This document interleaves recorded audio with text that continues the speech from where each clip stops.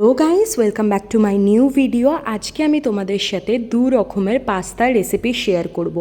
Pasta হলো এমন একটা ডিশ যেটা আমরা ক্যাফেতে গিয়ে প্রায়শই অর্ডার করি।